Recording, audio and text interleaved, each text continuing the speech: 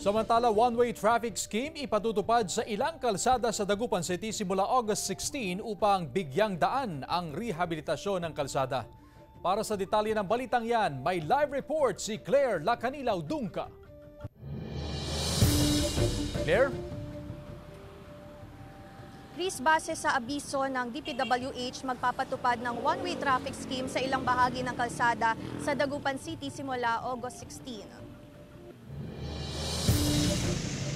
Simula sa Biyernes, August 16, magpapatupad ang Public Order and Safety Office ng one-way traffic scheme sa ilang kalsada sa Dagupan City. Base sa advisory ng DPWH, Pangasinan 2nd District Engineering Office. Paraan ito upang bigyang daan ang rehabilitasyon ng kalsada sa Barangay Karanglaan na bahagi ng Road Development Project ng lungsod. Gagawin yung kalsada, itataas, request ng DPWH yan. Maapektuhan ang pamamasada ng ilang tsuper dahil sa mga isasarang kalsada. Yung mga sasakyan kasi galing ng Kalasyaw, yung mga pumapasada, dadaan sila ng Parungking, Tebeng, o yung mga pasero namin, maglalagad na sila, aabangan na yung mga jeep para makaminos sila.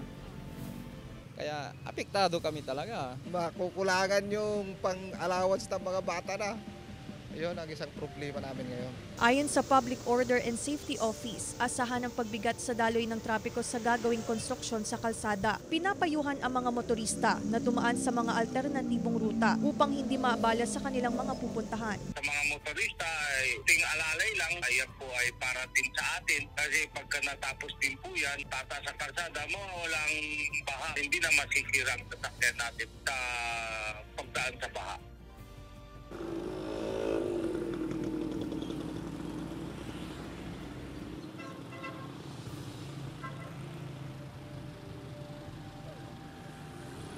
Chris, inaabisuhan naman ang mga motorista na magmumula sa Kalasyaw ay maaring dumaan sa Parungking, Tebeng, Karanglaan Road at sa mga motorista na magmumula sa Santa Barbara patungo dito sa Dagupan City ay maaring dumaan sa Tapuac de Venecia Road at sa mga motorista dito sa Dagupan City na patungo sa Kalasyaw at sa bayan ng Santa Barbara ay maaring dumaan sa Mayombo, Karanglaan Road.